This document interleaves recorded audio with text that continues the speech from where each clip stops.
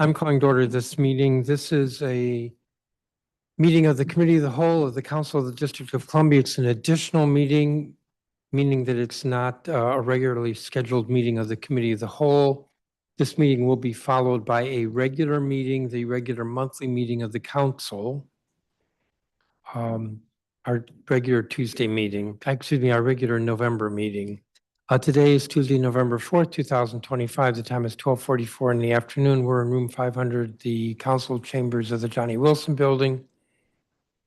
This meeting is being covered on cable television channel 13, as well as on the council's website, www.dccouncil.gov. We begin our committee of the whole meetings, figuring out whether we have a quorum. Mr. Cash, would you call the roll? Chairman Mendelson. Present. Councilmember Allen. Here. Councilmember Bonds. Here. Councilmember Felder. Councilmember Fruman. Present. Councilmember Henderson. Here. Councilmember Lewis George. Here. Councilmember McDuffie. Here. Councilmember Nadeau. Here. Councilmember Parker. Here. Councilmember Pinto. Councilmember Pinto. Present. Councilmember Robert White. Present. Councilmember Trayon White. Present. Mr. Chairman, you have a quorum. Thank you, Mr. Cash. We have three measures for markup in the committee of the whole. I'll note we do the logs at the regular meeting. We do the logs at regular meetings, and so that'll be at the legislative meeting. The first of three measures to be marked up, these are all appointments by the council. And the first is PR 26-20, entitled Commission on Health Equity, Dr. Simone C. Ellis, Appointment Resolution of 2025. The purpose of this resolution is to appoint Dr. Ellis as a non-voting Ward 8 community member of the Commission on Health Equity to serve at the pleasure of the council. Dr. Ellis received her Bachelor of Arts in Anthropology from Yale University. She then received her Master of Arts in Medical Sciences from Boston University and her Doctor of Medicine degree from Boston University School of Medicine. Dr. Ellis has served patients in the District of Columbia in a variety of capacities, including serving many years as family medicine physician at Whitman Walker Health in Washington, D.C. Dr. Ellis also served in similar positions in Massachusetts and Connecticut, thereby extending her expertise in the importance of community health services and the effects of health disparities. Dr. Ellis has been recognized for her efforts in the field, receiving the Best Resident Clinical Award in 2018.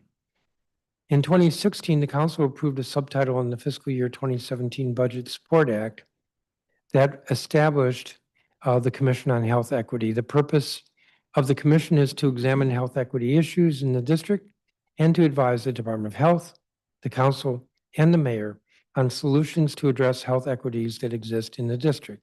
The commission is required to meet at least once a quarter to share findings regarding health disparities that exist in each ward of the district. The commission consists of 17 members, 9 of whom are voting members. 6 of those are appointed by the mayor, 3 are appointed by the council. In addition, there are non-voting members. The 3 non-voting members appointed by the council must be community advisory members, 1 each from wards 5, 7, and 8. During the committee's public hearing or public roundtable on Dr. Ellis, Dr. Ellis expressed her belief that the commission is engaged in important work for the district, that as a practicing physician, she would be able to provide significant insight to the commission. She noted that in her practice, she has worked with patients spanning all ages and socioeconomic categories. Dr. Ellis's desire to ensure the populations most affected by health disparities are fairly considered as the district creates. I didn't say that right. Dr. Ellis's desire is to ensure that populations most affected by health disparities are fairly considered as the district creates and executes health-related public policy. This legislation was introduced on January 3rd of this year, and the Committee of the Whole held a roundtable on October 20th of this year. The committee received no testimony or comments in opposition to Dr. Simone Ellis's appointment to the Health Equity Commission. Without objection, I'll move both the print and report with leave for staff to make technical conforming and editorial changes. Is there discussion? On the motion, which is to approve both the report and the print with leave for staff, all those in favor say aye. Aye. Are there any opposed? Hearing none, the ayes have it unanimously. Madam General Counsel, is the measure legally and technically sufficient for our consideration? Yes, it is. Madam Secretary, is the record complete? Once the report and hearing record are filed, Madam Budget Director, the fiscal impact, there is no fiscal impact statement because it's an appointment, correct? Correct. Without objection, this measure will be placed on the consent agenda for today's legislative meeting. The next measure for markup is PR 26-80, entitled the Corrections Information Council Governing Board Nkechi Taifa Reappointment Resolution of 2025. The purpose of this resolution is to reappoint Ms. Taifa as a member of the District of Columbia Corrections Information Council Governing Board for a 2-year term ending December 7, 2026. Ms. Taifa is a Ward 4 resident in the district. She received her Bachelor of Arts from Howard University and a Juris Doctorate from George Washington University Law School. After completing her law degree, Ms. Taifa served as a staff attorney for the National Prison Project of the ACLU Foundation. She has also served as Public Policy Counsel for the Women's Legal Defense Fund, Legislative Counsel for the American Civil Liberties Union, and as an adjunct professor at the American University Washington College of Law and the Howard University School of Law. Additionally, Ms. Taifa has served as Advocacy Director and Senior Policy Analyst for the Open Society Foundations and Open Society Policy Center. In this role, Ms. Taifa worked with federal criminal justice issues, including sentencing reform, prison reform, reentry, and law enforcement accountability. Ms. Taifa has also served as a commissioner and chair of the district's Commission on Human Rights.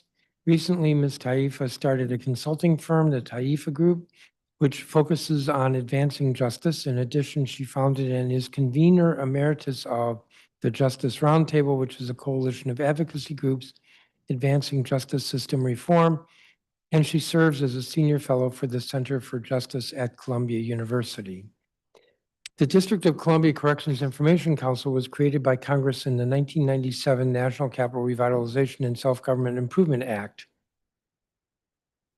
for the purpose of investigating generally the conditions of the District of Columbia sentenced felon population scattered throughout the Bureau of Prisons facilities following the closing of the Lorton Correctional Complex. The CIC, Correction Information Council, the CIC's role was expanded by the Jail Improvement Act of 2003, which requires the CIC to conduct inspections of local correctional facilities and mandates that the Department of Corrections provide access to members of the CIC, its staff, designees, and agents for this purpose, including unmonitored interviews of inmates. In 2010, the council approved the Corrections Information Council Amendment Act, which restructured the CIC by creating the board and an independent executive director position and provided subordinate personnel. The 2010 Act vested in the executive director several responsibilities that had been with the appointed members prior to the 2010 Act. The executive director acts as the investigator as well as ombudsman, looking at conditions, responding to complaints, and making recommendations to the board. The role of the board is to provide advice and information to the director of the Bureau of Prisons and the director of the Department of Corrections regarding matters affecting District of Columbia inmates. In addition, the board is tasked with reviewing the findings of the executive director and making recommendations where appropriate regarding the conditions of confinement of District of Columbia inmates in Bureau of Prisons or Department of Corrections custody. The board consists of 5 members, 3 appointed by the mayor, 2 by the council. And the council recently confirmed, or excuse me, not confirmed, the council recently reappointed Ms. Catherine Huffman as the other member. This resolution was introduced on February 18th of this year, and the Committee of the Whole held a public roundtable on October 14th of this year, and the committees received no testimony or comments in opposition to this appointment. Is there just, without objection, I move both the print and report with leave for staff to make technical, conforming, and editorial changes. Is there discussion? The vote will be on both the print and report with leave for staff. All those in favor say aye. Aye. Aye. Are there any opposed? Hearing none, the ayes have it unanimously. Madam General Counsel, is the measure legally and technically sufficient for our consideration? Yes, it is. Madam Secretary, is the record complete? Once the report and hearing record are filed, And Madam Budget Director, there's no fiscal impact statement because it's a nomination. Correct. Objection, this measure will be placed on the consent agenda for today's legislative meeting. The third and final measure for markup in the committee of the whole is PR 26-311, entitled the District of Columbia Judicial Disabilities and Tenure Commission, Dr. Maria J. Donahue Valeka, Appointment Resolution of 2025. The purpose of this resolution is to appoint Dr. Valeka as a member of the District of Columbia Judicial Disabilities and Tenure Commission to complete an unexpired 6-year term ending May 5th, 2029. Dr. Valeka is a Ward 2 resident. She received her Bachelor of Science in Biology and Psychology from Boston College. She went on to receive her PhD in Molecular and Cellular Biology from Washington University School of Medicine in St. Louis, Missouri. She received her first assistant professorship in the Department of Neurobiology at Yale University. After Yale, she moved to the Department of Biology at Georgetown University, moving through the ranks of assistant professor, associate professor, with tenure, full professor, and since 2020, professor emeritus. Dr. Valeka has held various leadership positions, including director of Georgetown University's Howard Hughes Medical Institute University Program, senior associate dean for faculty affairs and strategic planning at Georgetown, and dean of the Faculty of Arts and Sciences at the University of William and Mary in Williamsburg. Her many awards and accolades include the College Dean's Academic Council Award for Faculty Excellence, awarded by the Dean's Academic Council at Georgetown University, and the Georgetown University's Dean's Award for Excellence in Teaching. The District of Columbia Commission on Judicial Disabilities and Tenure was created by the District of Columbia Court Reorganization Act of July 1970. The mission of the commission is to preserve an independent and fair judiciary by making determinations concerning discipline, involuntary retirement, reappointment, and fitness of judges on the Superior Court of the District of Columbia and the District of Columbia Court of Appeals.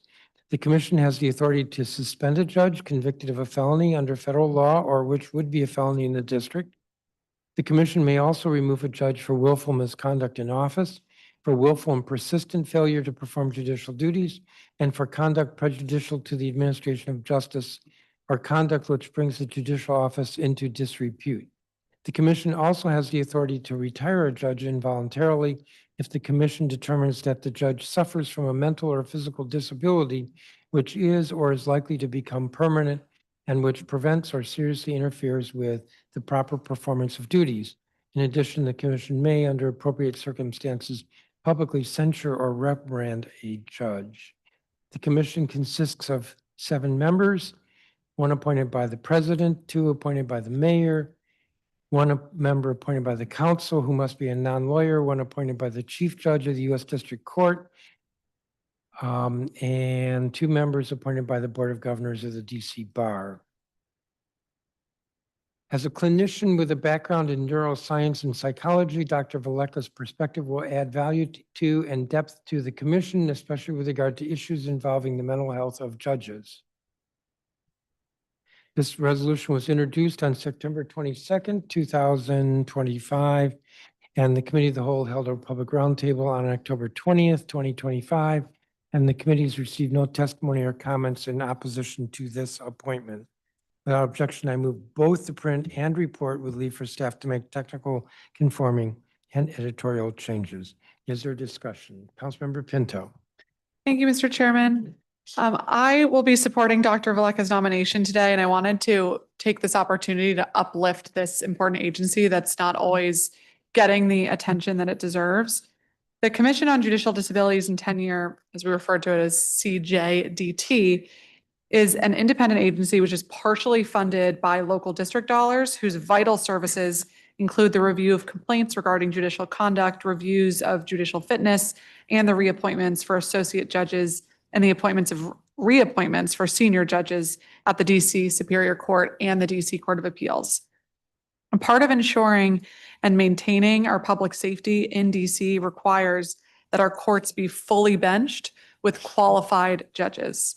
The work of this commission is crucial in preserving public safety and the rule of law, in overseeing and evaluating judicial disabilities and tenure in the city. I'm happy to highlight that this agency recently appointed a new executive director, Mr. Moses Cook, and a new deputy executive director, Ms. Catherine Bruno.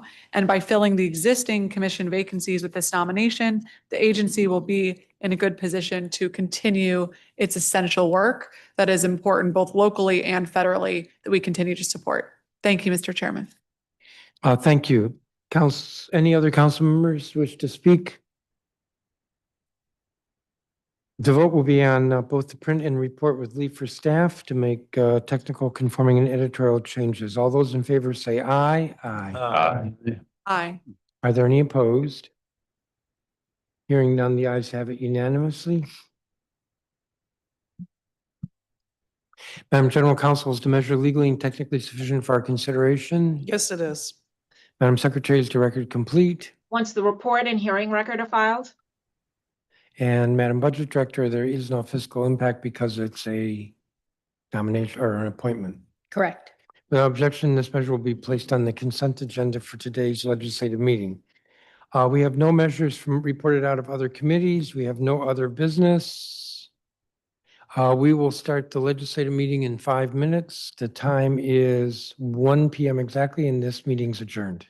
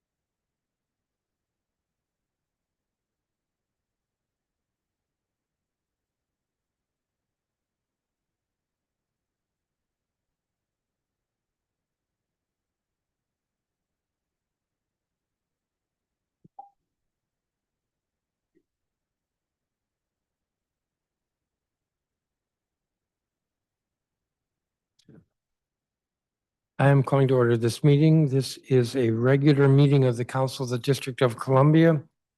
This is our regular legislative meeting for the month of November, and it is also the 18th legislative meeting of Council Period 26. I'm Phil Mendelson, Chair of the Council. Today is Tuesday, November 4th, 2025. The time is 1:06 in the afternoon. We are meeting in the Council Chambers, Room 500 of the Johnny Wilson Building.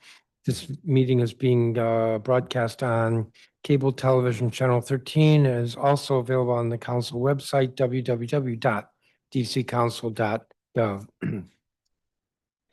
We always begin our legislative meetings with a moment of silence, an opportunity for reflection. So I would ask everyone in the chamber and on the dais if you would please respect a moment of silence.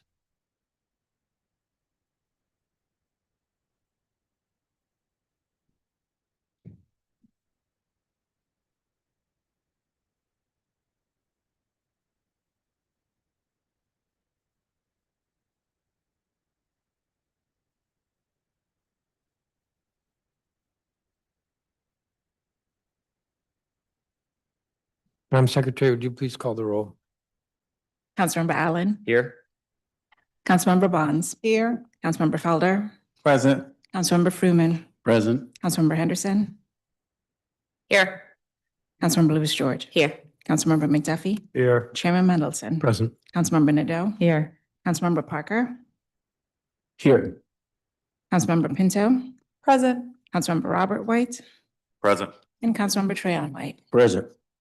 Mr. Chairman, you have a quorum. Thank you, Madam Secretary. We have the Secretary's report of committee filings. Yes, Secretary's log of committee filings. I'm going to recognize the Chair Pro Tem, Councilmember McDuffie. Thank you, Chairman. I move to waive the reading of the Secretary's log of committee filings. Doing a motion to waive the reading of the log. Is there discussion?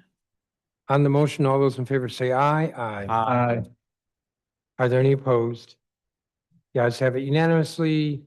We have the Secretary's report of introductions and referrals. Again, I'm going to recognize the Chair Pro Tem. I will move to waive the reading of the Secretary's log of introductions and referrals. So in a motion to waive the reading, is there discussion? On the motion, all those in favor say aye. Aye. Are there any opposed? Hearing none, the ayes have it unanimously. We have the consent agenda. Are there any changes to the consent agenda? I'm not hearing any. That's a good thing. All right, we have the consent agenda unchanged before us. All those in favor of the consent agenda say aye. Are there any opposed? The ayes have it unanimously. That gets us to page 5 of the agenda, the non-consent agenda. The first item is Early Childhood Educator Pay Scales Amendment Act of 2025. So move the bill. There is an amendment that I circulated, and the amendment is necessary to harmonize the repeal of the Early Childhood Educator Pay Equity Fund Establishment Act of 2021 and amendments to Section 11B of the Daycare Policy Act of 1979 in this bill with amendments to the same laws in the fiscal year 2026 Budget Support Act of 2025. So what we've done is we've taken, I thought we did this with first reading, but this completes it. That is, we've taken the entire child equity, educator pay equity, early childhood educator pay equity law, and we have now moved it to the daycare, I think it's the Daycare Act, an existing act. Everything is there, everything's aligned. That's what this amendment does. If there's no objection, the amendment will be accepted. Hearing no objection, it is accepted. We have the bill as amended. Is there discussion on the bill as amended? All those in favor say aye. Aye. Are there any opposed? Hearing none, the ayes have it unanimously. Turning to emergency legislation, we have Green Housing Coordination Emergency Declaration Resolution 2025, PR 26-325. Councilmember Robert White. Thank you, Chairman. When I first introduced this legislation, many of you shared thoughtful suggestions on how it could be strengthened. I postponed the vote to collaborate and refine this bill based on that feedback. Over the past months, I've worked closely with council members and staff, and we have engaged advocates and industry partners. And I want to thank everybody for their help and partnership on this. And for the constructive dialogue. That collaboration has produced a balanced, forward-looking compromise. The Green Housing Coordination Emergency Amendment Act advances two core district goals: delivering the affordable housing our residents urgently need and meeting our long-term climate commitments. This legislation proves that we don't have to choose between those priorities. We can and we must achieve both. Through this collective effort, we have developed a policy that positions DC as a national leader in green affordable housing while ensuring the standards remain financially and operationally feasible. Under this bill, all new affordable housing construction receiving district funds must meet Enterprise Green Communities Plus standards, be all electric, and install rooftop solar whenever feasible. This approach strengthens our sustainability goals, reduces uncertainty and potential delays, and keeps affordable housing production moving, especially in a challenging construction and financing environment. It also advances our clean energy vision by applying ambitious standards that we can meet now, ensuring meaningful progress rather than stalled projects. As DOEE and DOB work toward updating clean building regulations expected to begin taking effect in 2027, this bill serves as a thoughtful bridge, providing clarity and consistency for affordable housing pipelines while maintaining strong climate alignment.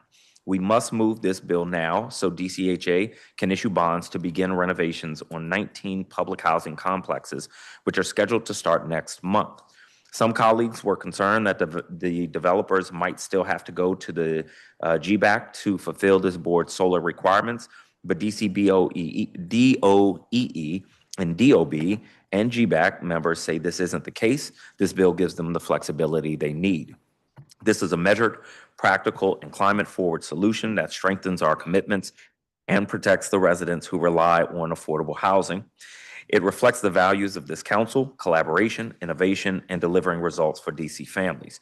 I urge my colleagues to support this legislation so we can continue building homes that are affordable, sustainable, and equitable, and keep Washington, DC at the forefront of climate-conscious housing policy. I now move the ANS.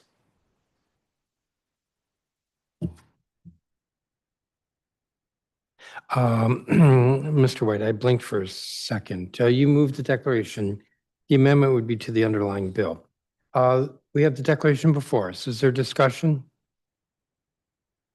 The vote will be on the declaration. All those in favor say aye. Aye. Aye. Are there any opposed? Hearing none, the ayes have it unanimously. The underlying bill, Bill 26-374, Councilmember White, So moved. and do you have an amendment? Yes. So I just spoke to the ANS. So I moved the ANS, Chairman. All right, we have the amendment nature of a substitute before us. Is there discussion on that? Councilmember Lewis George. Thank you, Chairman. I'm supporting the emergency legislation, I think because we are up against a wall. But I want to be clear, I don't think this is the acceptable fix. I have doubts that it will do what we have been assured it will do. And those doubts are informed by my years chairing the Committee on Facilities and seeing projects go through the process set out by the Green Buildings Advisory Council, GBAC. A real solution, something that will endure without a need for an amendment.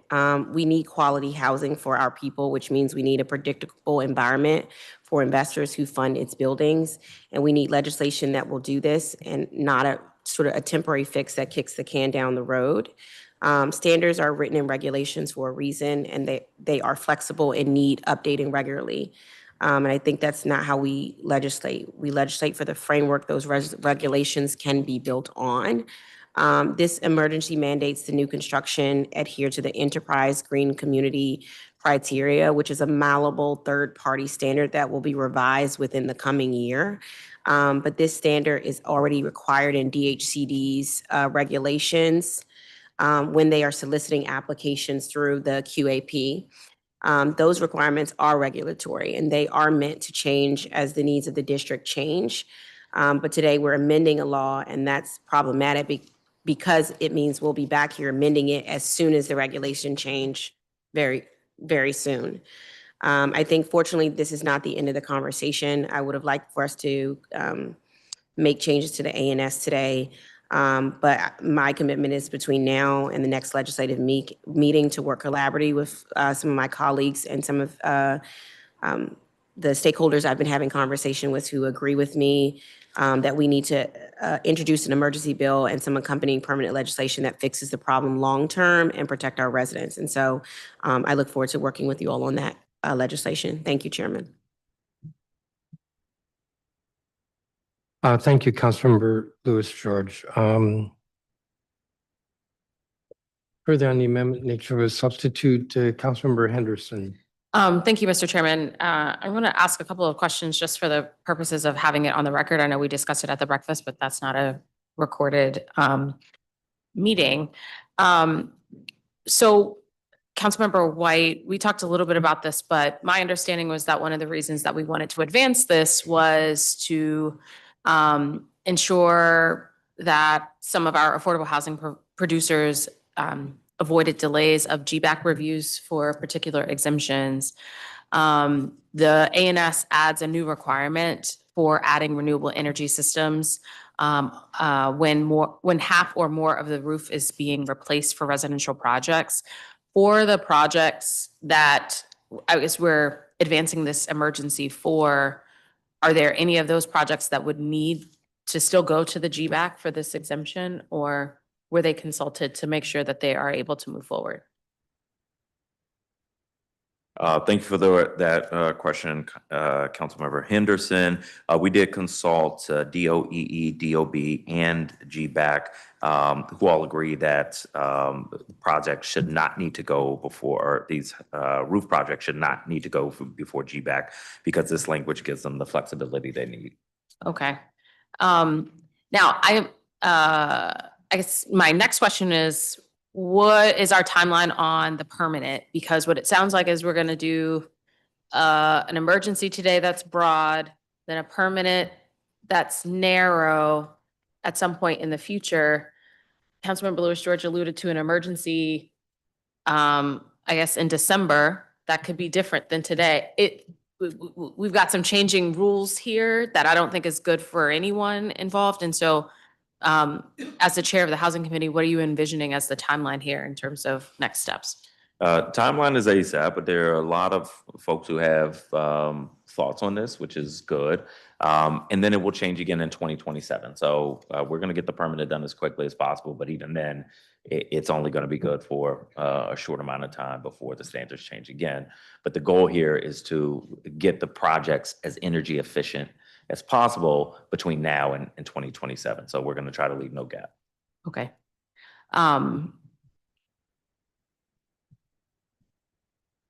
Let me ask this, Councilmember Lewis George, is the emergency you're envisioning for next legislative meeting just going to remove everything we're doing today? I don't know if you've written it yet, but It is written already. It is creating more clarity. It's clarifying the ANS to make it more predictable for housing providers so that they can move forward. So not everything, but just more narrow exemptions. okay. All right, thank you. Thank you, Councilmember Henderson. Further on the amendment nature of a substitute, Councilmember Allen. Thank you, Mr. Chair. I want to thank Councilor Robert White and all of our colleagues that have worked collaboratively on this. I pushed back on this a couple of weeks ago on the previous version of this because we just don't have to pit housing preservation and creation against environmental protection. And in general, I think the ANS strikes a balance that is a big improvement over our current law. I do believe, however, we'll be back here shortly continuing to work on this. And I think we will need to move towards permanent legislation. And I look forward to working with Councilor Lewis George as well on what she has referenced too. I mean, the reality is that as we look at what is facing a lot of our homes, HEPCO bills are spiking. Due to regional grid issues and over-reliance on fossil fuels, we've got Washington Gas attempting to pass on massive infrastructure costs in the coming decades to an increasingly shrinking number of customers. And net zero homes can insulate residents from the big cost swings, provide them and their children clean, healthy air, both inside and outside their homes. Investing on the front end, and that's what this is, investing, is more than justified for everybody involved, and we should work together to ensure these standards are feasible. I also appreciate a lot of conversations I've had with some of our affordable housing providers over the last couple of weeks too, of trying to make sure that we are building toward ambitious standards and also working so that we can deliver the projects and the housing that we absolutely need. The legislation today, I think, moves us in that direction. And again, I appreciate the movement from where we were a couple of weeks ago. I think we'll still have more work ahead of us. So I look forward to partnering and working with colleagues on this. At the end of the day, the decisions we make about new construction in particular will be decisions that stay with us for decades. Once that building is built, the decisions we make will be here for generations. And so it's important that we have ambitious and high standards for that construction. And especially when we're using public dollars, we want to make sure that we are getting that investment back. And I remember still being struck by multiple conversations with many of my public housing leaders and residents in Ward 6, where the building stock that they have is so inefficient, that the housing itself, the dollars available are just being wasted on inefficient buildings and on energy costs that could otherwise be going back into providing dignified housing. And that's just a waste of tax dollars as well when we're not building smart on the front end to make sure that we have high quality, dignified housing and be able to help manage costs along that way. So I'm supporting the amendment today. And again, I want to thank Councilman Robert White for working with us for the last couple of weeks. And I look forward to the continued conversations and move towards additional work and permanent legislation that will be necessary too. Thank you, Mr. Chair. Hold on a second. Thank you, Councilmember Allen. Councilmember Bonds. Thank you very much, Chairman. I wanted to ask of my colleague if, how does the average resident look at a bill like this and come with a conclusion that the cost of going green affects their home? Have we thought about how we inform the public of the value of this kind of proposal? Great question, Councilmember Bonds. Yes, as most of us know, utility costs have been kicking our butts. My gas bill is like a mortgage now. And with green construction, it significantly lowers utility bills. And so when we add that over months and over years, this is going to save our residents thousands of dollars, which they desperately need. And their homes are going to be, they're going to last longer. Thank you very much. Further on the amendment nature of a substitute. The vote will be on the amendment nature of a substitute. All those in favor say aye.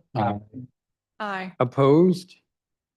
Hearing none, this ANS is approved unanimously. We now have a vote on the bill as amended. Discussion on the bill as amended. All those in favor say aye. Aye. Aye. Are there any opposed? Hearing none, the ayes have it unanimously. The next measure is PR 26-299, First Responder Retention Efforts Emergency Declaration Resolution of 2025. Councilmember Pinto.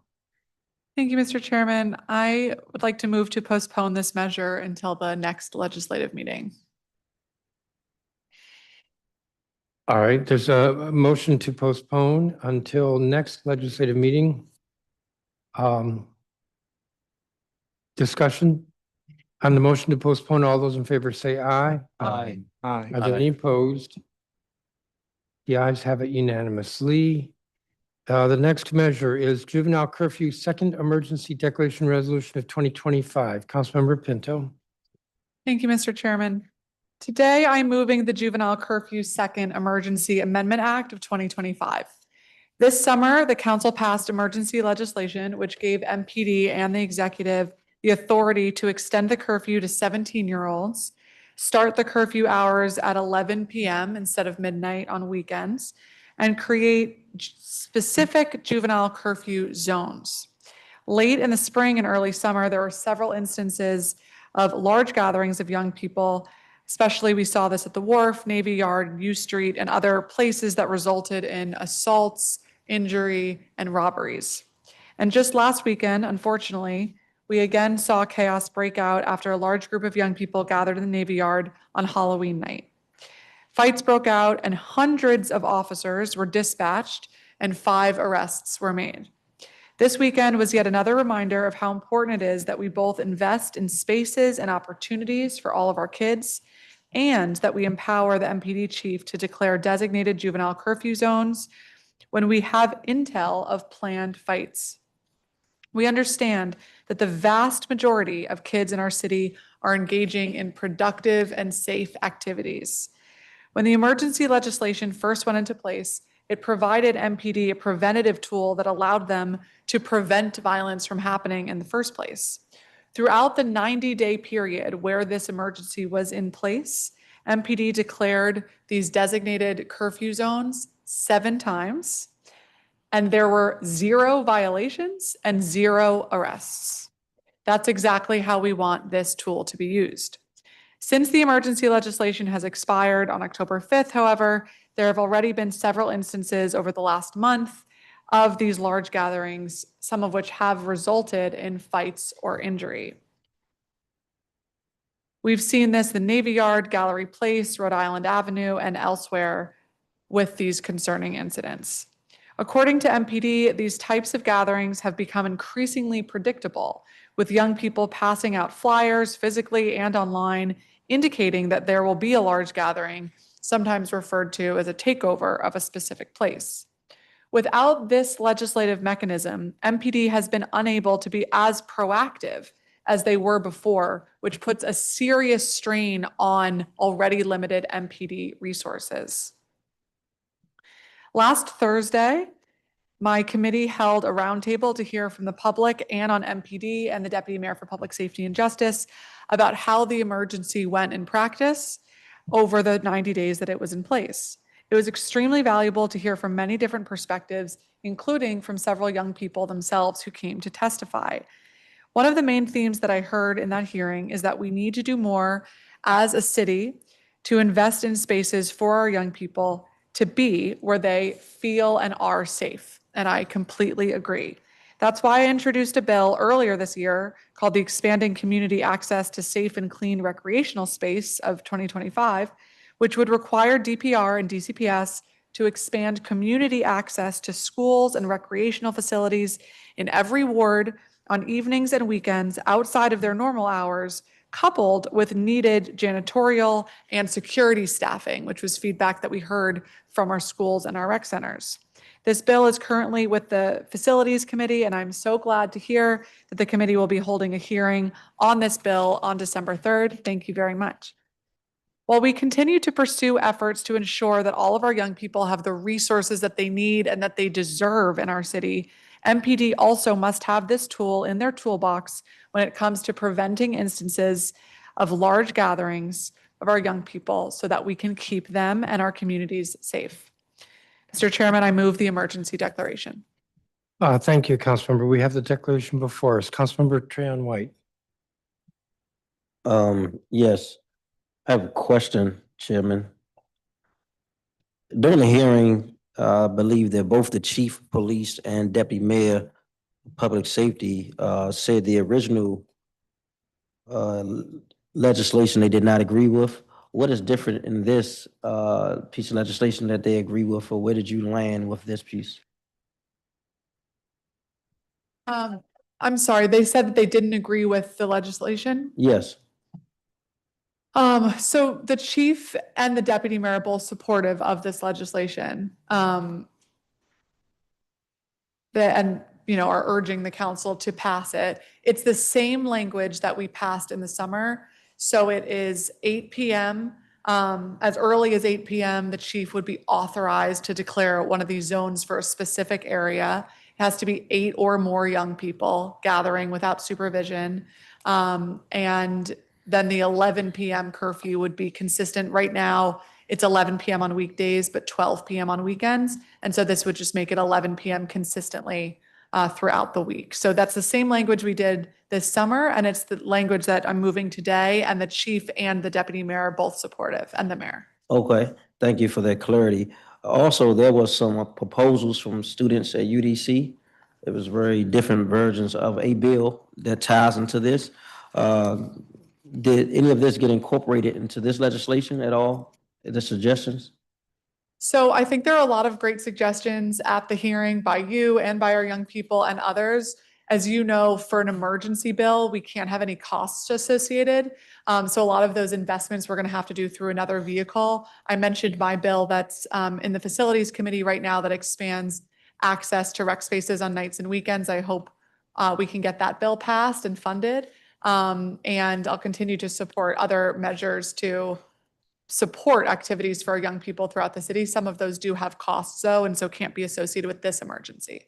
Gotcha, and I just want to reiterate this. I think that DC has a plethora of resources, smart people, activities, especially a budget that can provide safe and healthy spaces for youth to come socialize, be free, have fun. I know we did the late night hypes, but I think that in itself is not enough. I look at the space in which the young people gathered last week. It's a huge space. We can put a movie theater there. We can activate that with some of the fun mobiles, skate mobiles, fun wagon, rock climbing. And I think that we have not gone farther enough to address it. And I think this legislation doesn't go further enough about wraparound services to incorporate that. But I understand what you're trying to do. Just want to make sure we are thinking further ahead and being proactive instead of reactive. Thank you. Thank you so much, Councilmember. And I will just say I would love to work with you on all of those activations. I think those are great ideas. Thank you. Councilmember Louis George. Thank you. I want to thank the Judiciary Committee for holding the curfew hearing. And for those who came out, especially our youth who came out to testify and offered real solutions, and many organizations who are on the ground. And I voted for this tool in the past. But as I've said, since August, things have changed. Federal troops have been patrolling our city. My constituents call me every day overwhelmed and terrified by the increased law enforcement presence. This is why we cannot continue to implement tools or solutions that would increase surveillance and invite more policing of our kids right now in this moment. This city is occupied. Like, let's not mince words about it. It is occupied. And I think we are taking a huge risk with young lives by voting yes on a curfew right now. This morning, I asked if we could be sure there would be no federal involvement in enforcing the curfew, and the answer was no. Just this weekend, the entire country did watch as youth in DC were confronted and chased by the National Guard and Navy Yard on Halloween night at approximately 6:30 p.m. And now we are, as a council, responding, not with care, not with support, not by funding safe spaces or investing in after school and weekend programming for our youth.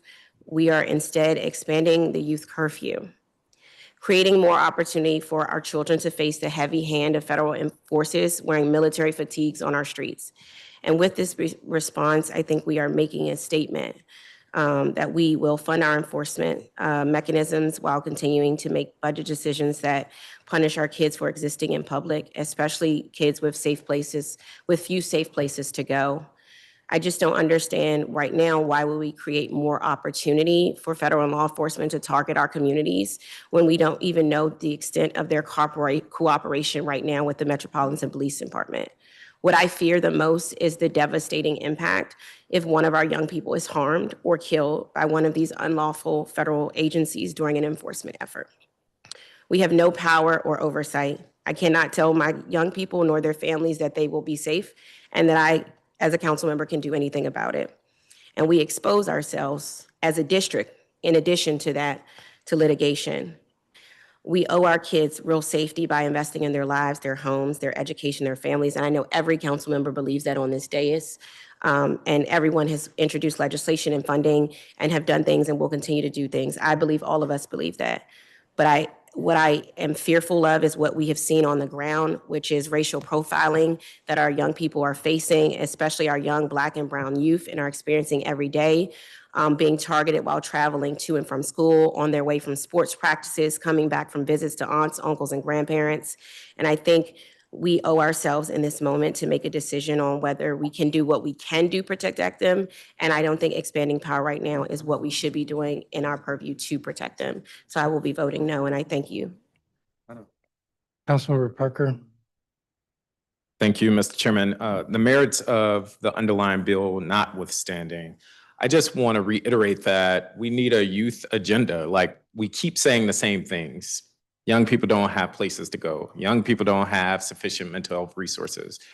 And I think it's an opportunity for the council to work hand in hand with the executive. As the executive is likely preparing for their fiscal year 27 budget, I would like to see a robust suite of program offerings and outreach to our young people. A curfew cannot be the long-term solution to meet our young people's needs. I'm not suggesting that is what is being said, but when we only advance a curfew, it begs the question, how are we expecting things to change? As I talk to young people, the two things I hear repeatedly that young people are saying they want and need are jobs and access to money and mental health support. I think that is within our power to change and expand for our young people. And I just would like to hear more discussion about that. I think the media and and a lot of the discussion across the city has latched on to this curfew, and whether it passes or not, the condition for many of our young people will be unchanged. And so this is a call to action for all of us and the executive. I've also shared this directly with the executive, and by that I mean the mayor and her team, for us to work together to really advance real solutions that are long-term and permanent for our young people. Thank you, Mr. Chairman. Thank you, Councilmember. Councilmember Henderson. Thank you, Mr. Chairman. So today we have a request from the chief of police. She's asking for a tool. We don't always say yes. A few months ago, she wanted a horse-mounted unit. This council said, no, we're going to reject that funding request. I opposed this measure at prior legislative meetings because I felt like we didn't have enough information from the executive about why it was necessary for us to have an extended curfew that goes into the winter.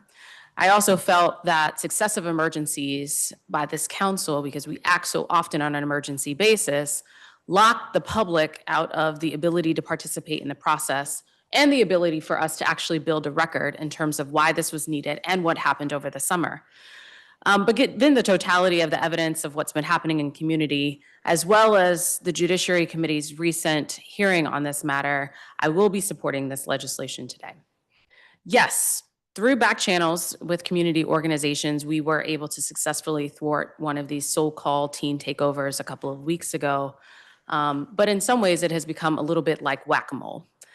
To me, though, that speaks to a greater need for what my colleagues have talked about, which is a comprehensive strategy, including conversations with our regional partners on this issue.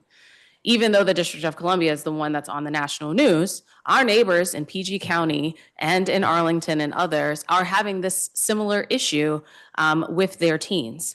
Any curfew is a mere tool, but it is not a complete solution. Just like drug-free zones don't solve our opioid crisis, simply blocking young people from commercial and entertainment corridors will not solve the issue of some of these young people who are and have been engaged in disruptive or illegal activities. Where do we want them to go? How do we want them to engage in community and socialize and learn how to become engaged citizens in community? They can't go to high school football games anymore by themselves. They probably won't be able to go to basketball games once basketball season starts by themselves. Pentagon City Mall says, nope, you can't come here. National Harbor said, nope, can't go there. The Wharf has said, nope, we don't want you here. And while I'm grateful that the Department of Parks and Rec has provided some activities for young people, including on Halloween night, many of those events end at 8 p.m. on a Friday or a Saturday. We go hard with late night hypes and other events in the summertime, and then we assume it's not necessary during the school year, but here we are.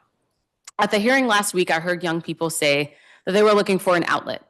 I heard several youth-serving organizations say they need infrastructure and they need funding to support the young people who are in their care. I also heard from businesses and community leaders talk about what the impact of the disruptive behavior has been on them. For the last few budgets, I've been asking the mayor to include additional funding to keep DCPS buildings open later and fund more true after-school clubs outside of just relying on sports. My challenge to the executive is that when they come back for the permanent, because there was a permanent bill that was introduced yesterday, that there needs to be a plan. In fact, don't wait that long. Several agencies, including the Deputy Mayor's Office, has funding available right now. You have grant funding available. I implore the executive to act. And to Councilmember Trayan White's point, the fact that we have a bunch of young people who are just gathering in a field, put something in the field for them to do if you want it to be a more structured activity.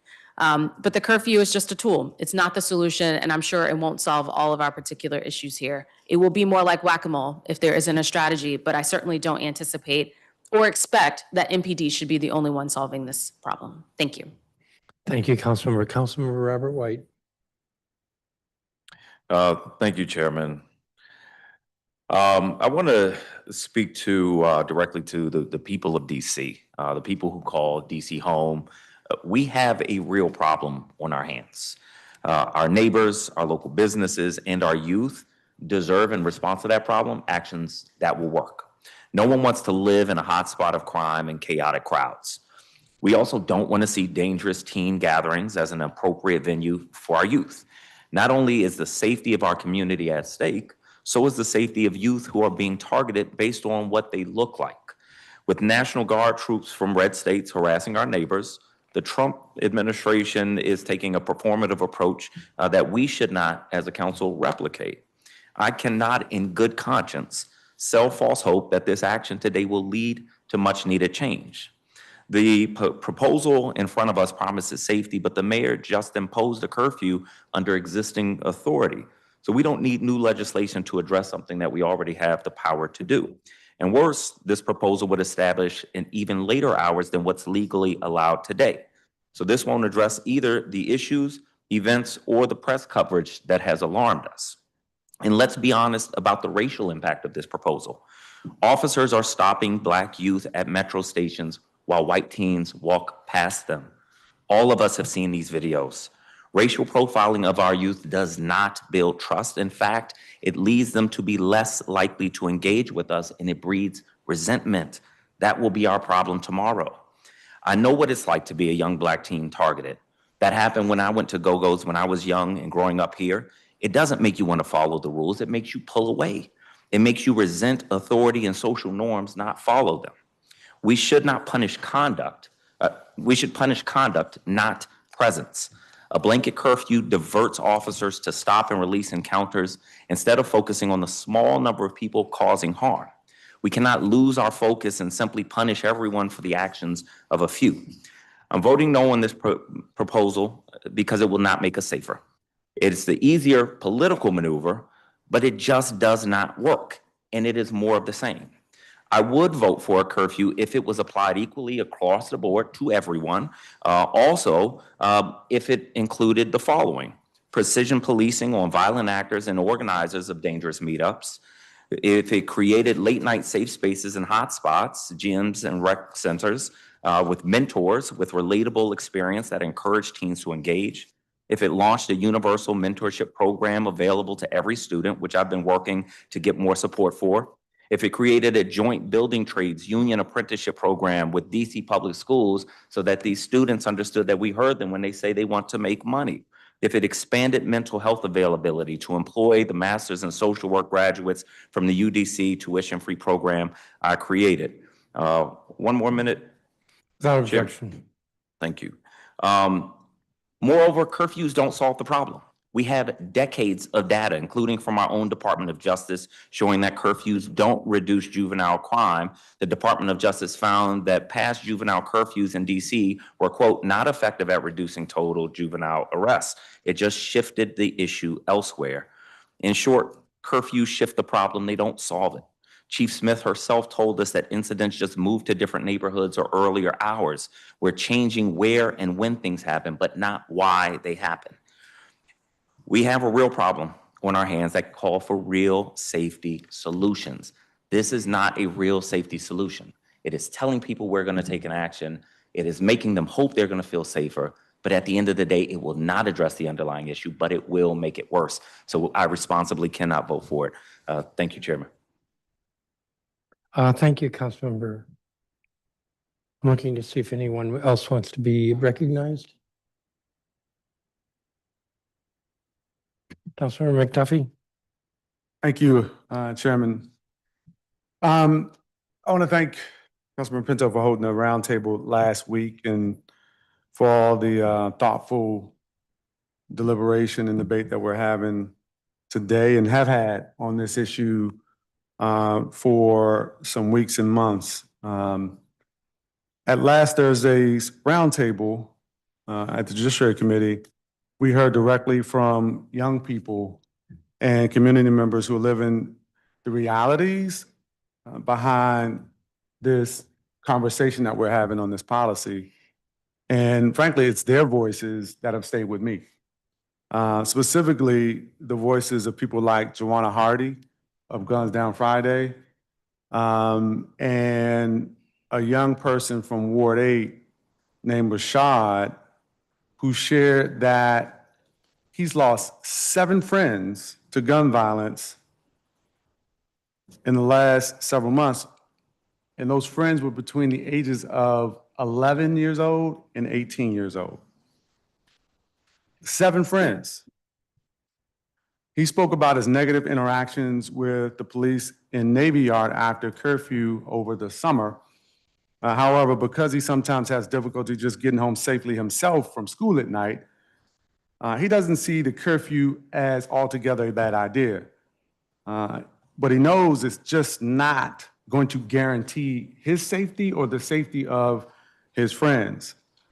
And existing efforts aren't always sufficient for Rashad and his friends who don't like to hang out at the neighborhood recs because one of their friends was shot while leaving that very recreation center. And so we're left with, I think, a lingering question. How do we meet the urgent need to keep our young people safe while building the sorts of supports and the programs that we need for a more sustainable preventative solution? On Halloween night, we saw the large gathering outside the Navy Yard that my colleagues have talked about. I mean, just really a lot of chaos and fighting, and National Park Service, National Guard breaking up some of those fights. I've seen videos on social media where there were several fights. The weekend prior, there was the horrible violent carjacking and assault near 7th and Rhode Island Avenue Northwest involving a group of young people. The recent incidents are really putting our young people's safety at risk, putting their safety at risk. And I'm deeply concerned about that. And it's also reinforcing how urgent it is that we protect them and ensure that everyone can feel safe in their own neighborhoods. I want to be very clear. Another minute, Chairman. Without objection. I want to be very clear. I do not believe an extended curfew is a permanent solution to what we're seeing. I don't. I think the research has shown that curfews do not prevent violence, and I think that the data is just mixed at best. And I don't think curfews can replace the real investments that we need to make in additional opportunities for our youth. Investments in recreation, housing stability, mental health support, quality jobs, and trusting relationships between youth and adults in this city. Those are the things that ultimately keep young people safe.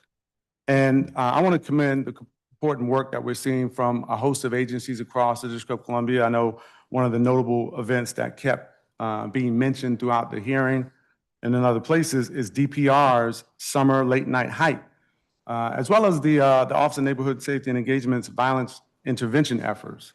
Really critical work that's already being done and perhaps needs to be expanded. There are also the community organizations like Guns Down Friday that are doing phenomenal work as well. But ultimately, there are children in our city who are out late at night because the places they're expected to return home are not safe and supportive. I'll just say this, and I'll end, because the chairman is pushing the clock right here. There's Ms. Hardy, who runs Guns Down Friday, said something that really stuck with me, and it struck a chord. She said that they started doing room makeovers after discovering that one of the children they were working with shared a home with 6 other kids, none of whom had beds and who all slept on the floor. So we have to understand why some of these kids are out late at night, because they don't want to go home. And until we address those underlying factors, those root causes, we're going to continue to find ourselves looking for short-term solutions like curfews in an attempt to place law enforcement as the only solution to this problem. It is not. Thank you, Chairman. Thank you, Councilmember. Further discussion on this, Councilmember Felder? Well, thank you, Mr. Chairman. I will be very brief. I echo the sentiments of a lot of my colleagues. I want to commend Councilwoman Pinto for hosting last week's roundtable discussion about the curfew. As a fourth-generation native Washingtonian, I understand the many vicissitudes that our young folks go through just living in the District of Columbia. I think as city leaders, we have a responsibility to put measures in place that protects them. We know with additional law enforcement officers who are not from the district, patrolling the district, that puts our young folks in harm's way, and we got to make sure that we protect them. I once heard this quote, it really resonated with me, from the director of DPR, Thaney Freeman. She said that we don't choose our young folks. Our young folks oftentimes chooses us, but we have to show them that we care. And I've heard individuals like Councilmember McDuffie, as well as Councilmember White, and Councilwoman Pinto talk about the holistic approach that the district must undertake in partnership with various DC government agencies. Although this is not a long-term solution, I think it's a step into the right direction, especially as we continue to navigate these turbulent times. So I will be supporting the extended curfew measure, and I hope my colleagues do the same. Thank you, Councilmember.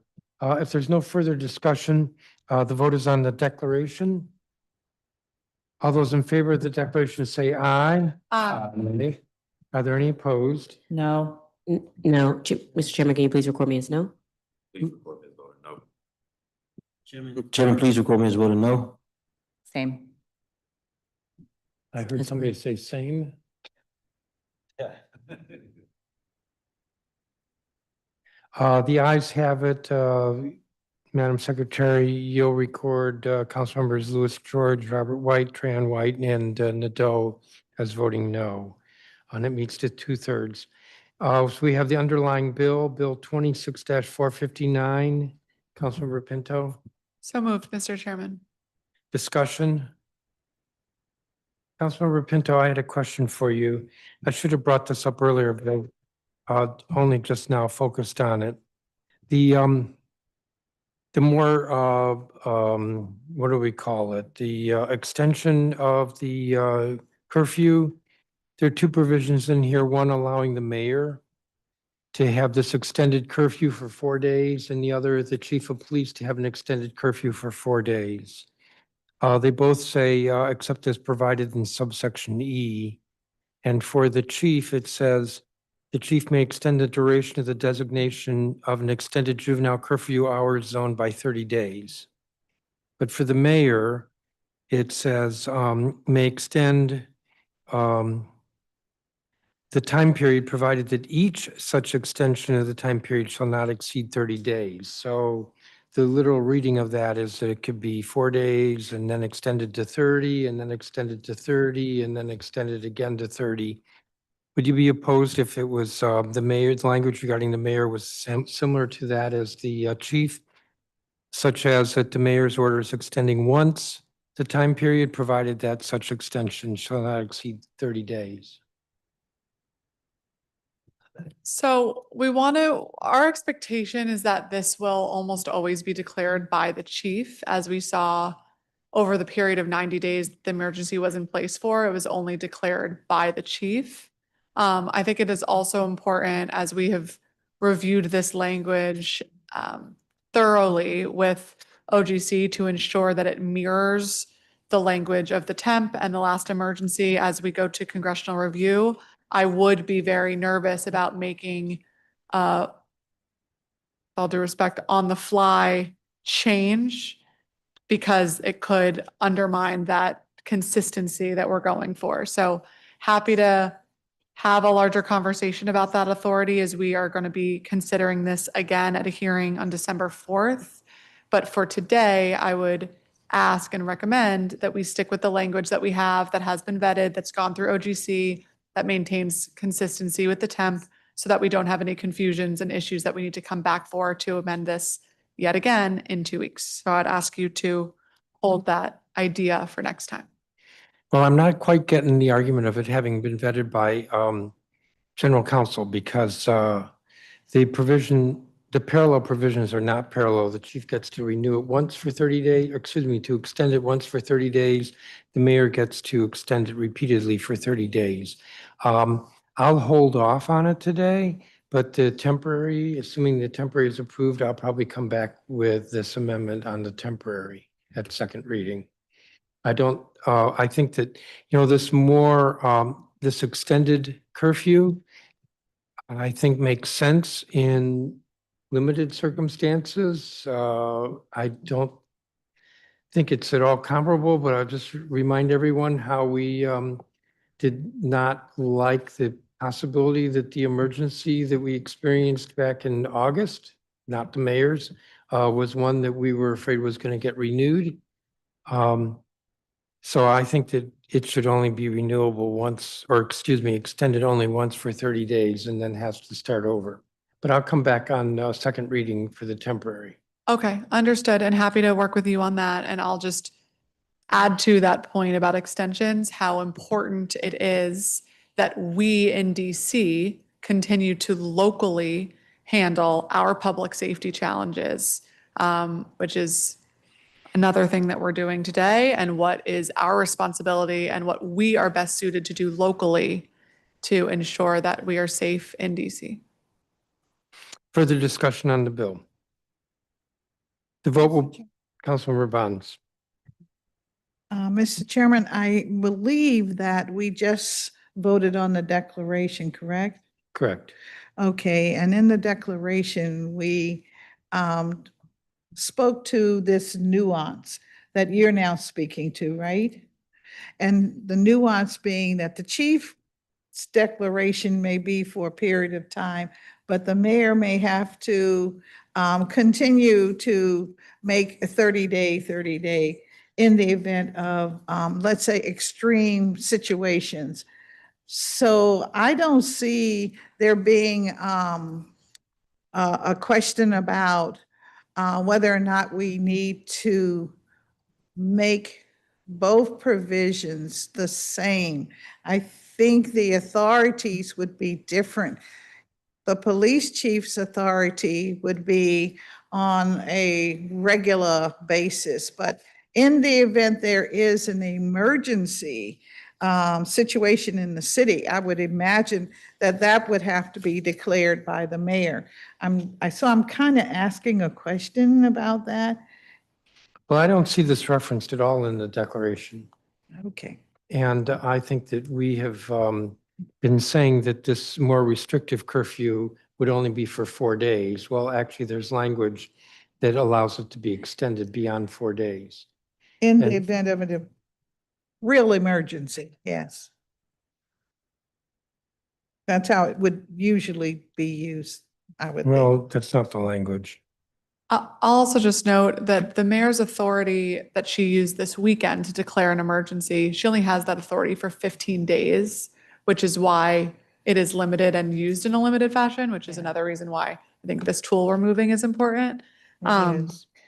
But More than 4 days. yeah, oh, thank you. The more than 4 days piece is, I will just note, it is a different thing, but the drug-free zones that we instituted, the most frequent concern that I receive about these zones on a weekly basis is that they are only in place for a short period of time. I think there were many concerns when we were moving that of, would these be overutilized? Would these lead to all these concerns? And the most regular concern that I hear is that there's not authority to extend them. So I just raised that as we think about this new tool, that part of the idea is a nimbleness to be able to respond to information that is coming in real time, as is happening more and more in today's social media climate. Now, I was happy to just say I would not move it today, but since this discussion has extended, I don't think it's parallel to refer to the drug-free zones. The drug-free zones are an anti-loitering statute, and that is why they are limited in time. That's why they're limited in time, because they're an anti-loitering statute. But I said I would not move this today. If there's no further discussion on the Thank you. Bill 26-459, all those in favor say aye. Aye. Are there any opposed? Chairman, please record me as voting no. Please record me as voting no. Please record me as voting no. Please record me as voting no. The same, Madam Secretary, the same as on the declaration. And the ayes have it. The next measure is PR 26-377, Private Vehicle for Hire Operator Clarification Emergency Declaration Resolution of 2025. Councilmember Nadeau. Yes, Chairman, the district has for hire vehicle laws for obvious and very important reasons. First and foremost, to keep drivers and passengers safe. Drivers need to know, and often they do not, that they could be on the hook for significant costs if they're in a crash that damages their vehicle or causes injury to other passengers. Insurance companies will not cover damages from ride-hailing trips unless they have appropriate commercial insurance. Passengers should expect that if they're in a crash that causes injury, they'll be covered, that there's a company to go to for reimbursement, and that there will be some accountability. They also should be confident their driver is safe and has the appropriate background checks. There are a host of other laws that require proper licensing of the driver and the dispatch, insurance, clear branding so they know whose car they're getting into, and more. And residents are right to have an expectation that all participants in the marketplace are abiding by the same rules. In the district, drivers have been offering vehicle for hire services without many of these protections. One company in particular has facilitated these services even as it has not registered with the district as a private vehicle for hire company. There's recently been an attempt to exploit ambiguity in the district's law governing for hire vehicles, in particular, the definition of a private for hire vehicle operator, a term that is a dependency for multiple other definitions. This emergency legislation is necessary to make the council's original intent of the law as clear as possible, clarifying that DFHV and the Attorney General have consistently had authority to address the range of threats to passengers and driver safety caused by illegal for hire vehicle operators and companies. With that, I move the declaration.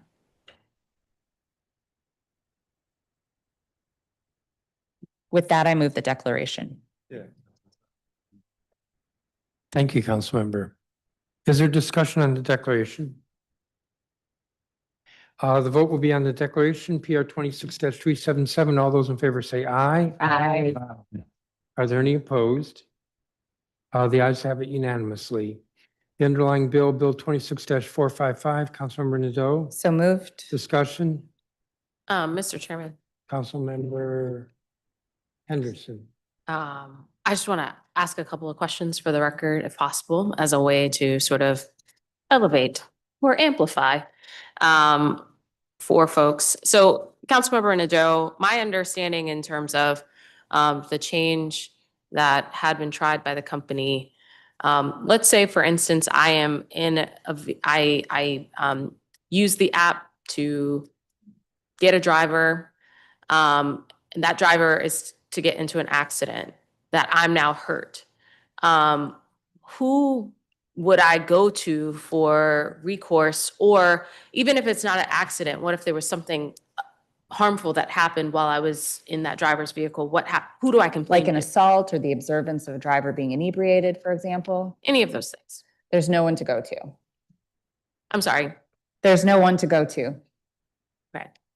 I think that what has been lost in this conversation and lost in some of the emails and the rhetoric and otherwise is the consumer safety and the consumer protection part of all of this, which I think is super, super important for folks to know. I'm also concerned too that I don't know if individuals who are currently using the platform have received any sort of disclaimer or explanation around this new arrangement and or agreement. I don't know. Although there was a time when people were logging into the app that they were being given a pop-up to email us. Okay. Thank you. Thank you, Mr. Chairman. Thank you, Councilmember. Further on this, Councilmember Trahan White. and then Yes, I Fruman. want to ask Councilmember Nadeau a question as relates to insurances. I've seen it going back and forth online in relates to this rideshare company. And some in support, some are not in support. What is your opinion on what could be done as far as insurance to better serve residents in District of Columbia to make sure they are safe and in event of an accident that they are made whole? Great question, Councilmember. Thank you very much. So if this company were to register as a for-hire vehicle company, as other companies in this jurisdiction have done, then they would be subject to all of the restrictions, requirements, et cetera, that this council already determined more than a decade ago are needed to keep passengers and drivers safe, including adequate insurance, background checks, and other protections. Until they do that, there is no way for our government to protect residents. I still got a minute left, Chairman. So are you saying that the current insurances are not sufficient enough to cover passengers in the case of an accident? Absolutely. There are pending lawsuits right now for passengers who've been injured and in a rideshare vehicle that operates on this platform that have no way to get their bills paid because the drivers did not realize until the time of the accident that their personal vehicle insurance doesn't cover commercial use. And they were never told that by the company. So now the driver can't get their vehicle fixed, and the passenger certainly isn't going to be able to sue that driver to get their medical bills paid because, of course, our drivers are doing this so that they can make money to live, and they don't have money to pay out lawsuits. With a properly registered company, you'd have appropriate insurance, and drivers would know what insurance they need as well to operate commercially. Thank you. Thank you, Councilmember White. Councilmember Fruman. Thank you very much. Much of what I was going to say was addressed by that back and forth, but I mean, this is fundamental. There is a question, should we regulate certain businesses and should we regulate rideshare businesses? And the answer to that question is obvious, that we have to protect our passengers in rideshare businesses. It would be utterly irresponsible for us to say, oh, that's the Wild West. Let's have everybody do it however you want. This company, which is, proficient at generating emails, their fundamental argument is we could do this more cheaply if we were not regulated. Yeah, duh. But we need you to be regulated. We need our residents to be protected. That's it. That's the fundamental responsibility of us as a council. We have to make clear you can't operate in this space on an unregulated basis where you're not protecting our residents and the passengers in our vehicles. So this is, I hope, a super easy one for everyone here. Thank you.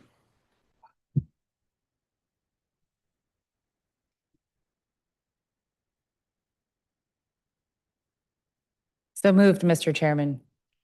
I think you already moved it. Is there anything further on the bill? Yeah, I have one last question. Second round, Councilmember Tran White. Yes, it's my understanding that this company went to court and the judge ordered a stay. And I know we've been trying for a while to restrict access to the app, but it's my assumption based on this court ruling that they still are active. Is that accurate?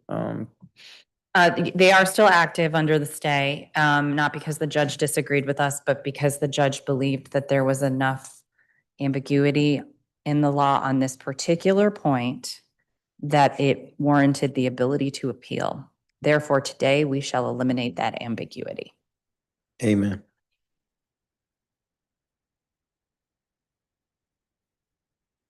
If there's no further discussion, we have the bill, Bill 26-455.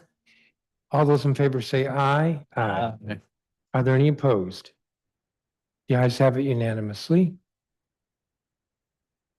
The next measure is PR 26-376, Avanti Real Estate LLC Real Property Tax Relief Emergency Declaration Resolution of 2025. Councilmember Nadeau. This legislation was developed in partnership with Councilmember McDuffie in the Office of Tax and Revenue to grant the Chief Financial Officer the authority to issue funds that are already allocated in the FY26 budget for real property tax relief for Avanti Real Estate LLC. $377,000 was allocated, but this legislation is necessary to allow the CFO to issue those funds in this fiscal year. As this is a one-time expenditure, unless OCFO takes or needs more than the effective time of the temporary, I do not foresee this requiring another round of emergency legislation or a permanent bill. Thank you, and with that, I move the declaration.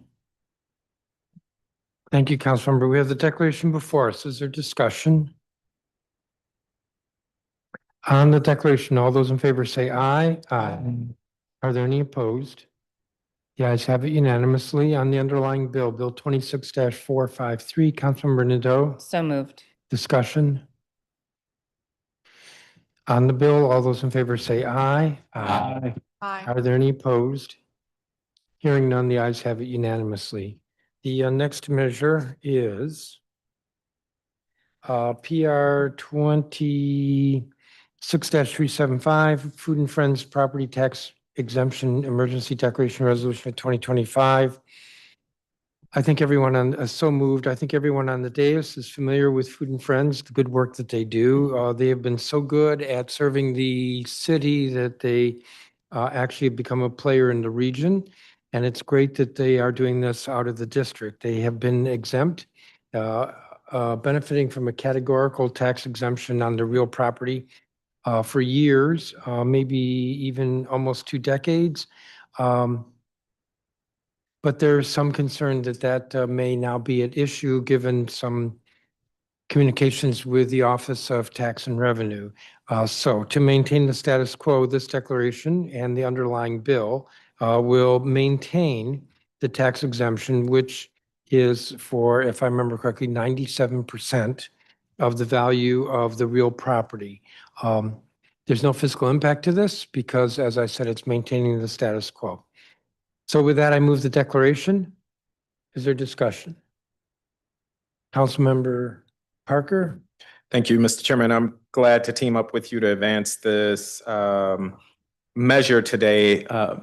Food and Friends is located in Ward 5. I'm saying that for the benefit of my Ward 4 colleague here.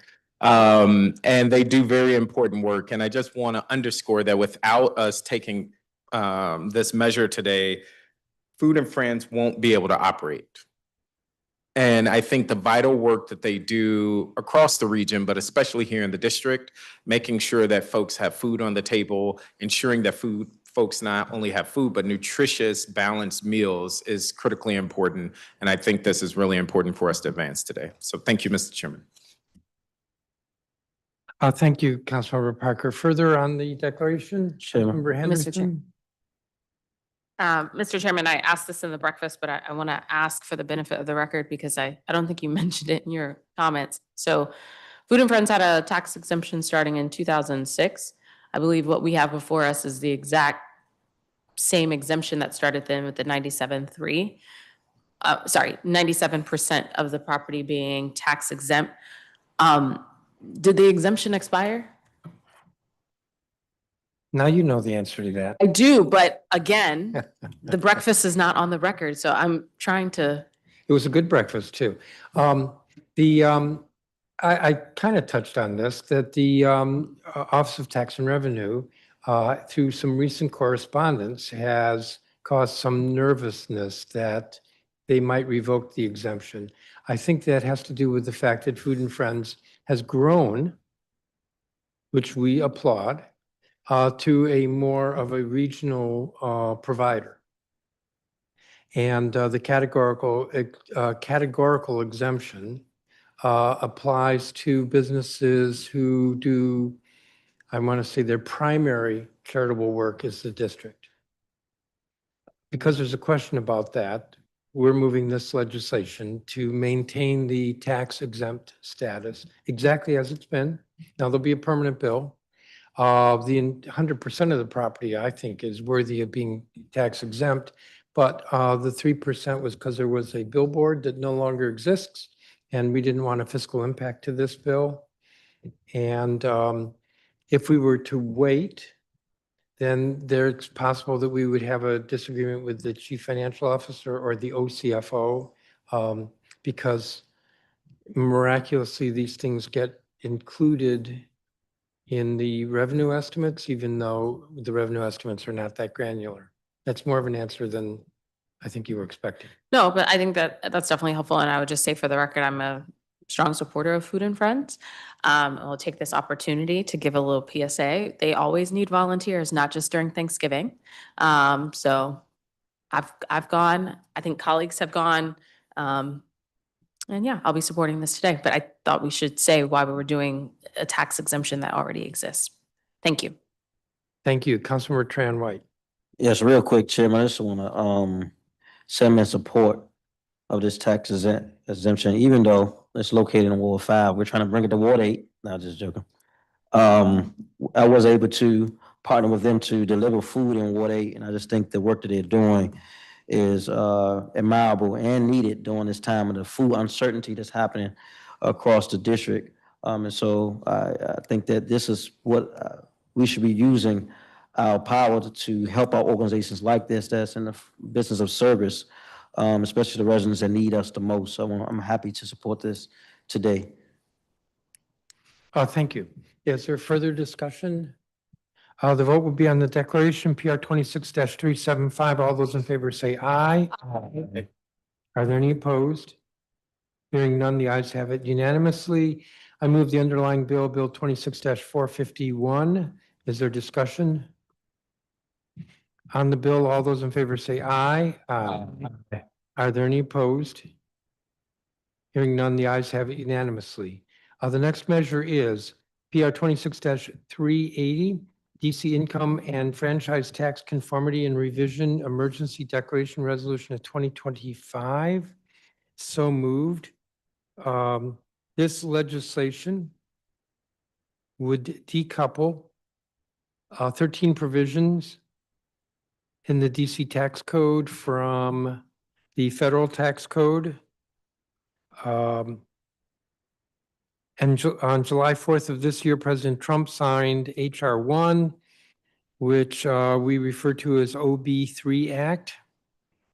Signed it into law. The law contains approximately 84 tax-related provisions that are coupled to the district, or vice versa. The district is coupled to those 84 provisions. Since the district is a rolling conformity jurisdiction, the district's tax code is coupled with federal tax code unless specified in law. These tax provisions will automatically go into effect unless the council takes action. Given that, the emergency legislation would decouple 13 tax provisions from the OB3A, and those are provisions that have a significant negative impact on the district's revenues, including provisions that will allow for no tax on overtime, an increased standard deduction, no tax on tips, a special depreciation allowance for qualified property, and a full expensing of domestic research and experimental expenditures. It's necessary to decouple from these and other tax provisions in the OB3A on an emergency basis for 3 reasons. First, according to the estimates from the chief financial officer, tax provisions in the OB3A will reduce district revenues by roughly $95 million in fiscal year 2025. $567 million for the financial plan. I think actually those numbers are a little bit different. The CFO has been revising his figures, and I'm reading from the notice. I think the figures are a little bit higher now. With the protracted federal government shutdown, a projected revenue decline of nearly 2% from fiscal year 2025 to fiscal year 2026, and slow revenue growth projected thereafter, the district must be very thoughtful about how our revenues are expended. Second reason for this is the council has not had adequate time to determine what, if any, tax provisions in OB3A should be adopted by the district.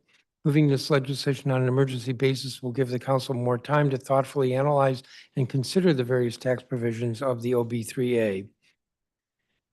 Finally, several of these tax provisions, such as the no tax on overtime and no tax on tips, are retroactive to tax year 2025 or earlier. I think that's true as well with at least one of the business taxes. So it's possible that there could be an economic hit right away if we don't act now. In addition, the Office of Tax and Revenue needs sufficient time to develop forms, guidance, et cetera, to effectuate any decoupling of these provisions in time for tax filing that begins after January 1st. So some of the OB3A provisions are retroactive, and actually folks could file now. That would have an economic hit. And then for others, we need, the Office of Chief Financial Officer needs to be ready with forms by January 1st. So for all those reasons, this needs to be acted on today. With regard to the declaration, so moved. Is there discussion? Councilmember Parker. Thank you, Mr. Chairman. I am moving an amendment to the declaration as part of a two-step amendment process. This is recommendation from our general counsel's office. And the purpose of this amendment is to allow for expenditures to be tied to the decoupling. So this amendment that is being circulated on page 2, line 44, it would read as follows: the revenue restored by decoupling, when coupled with September 25 revenue estimates from the Office of the Chief Financial Officer, also presents the council with an opportunity to revisit decisions about tax expenditures. Modifications to tax expenditures for tax year 25 need to be adopted immediately to ensure that the Office of Tax and Revenue has sufficient time to prepare for the upcoming filing season. More consequential changes to take effect in tax year 26, such as the reestablishment of a child tax credit, need to be established in law for a longer period of time to ensure the Office of the Chief Financial Officer has time to prepare new tax forms and coordinate with tax preparation vendors to ensure the smooth integration of changes into direct filing systems, end quote. And the rationale here is that this amendment modifies the emergency declaration to explain why modifications to tax expenditures in tax year 25 and the child tax credit must be done on an emergency basis. Thank you, Mr. Chairman. Thank you, Councilmember Parker. Councilmember Henderson. Thank you, Mr. Chairman. I have a longer statement on this later, but I'm going to oppose this amendment. I'm also going to oppose the bill. And part of that is because I think us doing tax policy on emergency in this way is crazy. And I can appreciate the underlying what we're trying to do, what we are trying to fund. But the emergency is that we needed to decouple from the impacts of the one big beautiful bill. There is not an emergency for us to do today for something that won't be applied until tax year 2026. We have time to do that through regular order. And I know that this is going to pass and move on, but I feel like it still needs to be stated that there's no debate, there's no conversation. And frankly, in 4 or 5 months, y'all gonna be, not y'all, some of you will be asking us to do even more taxes for other things because you have run out of money or you have spent money on things prior to us deciding what should be the priority list. So I was just gonna say that. Thank you. Mr. Chairman. Thank you, Councilmember Henderson. Councilmember Pinto. Oh.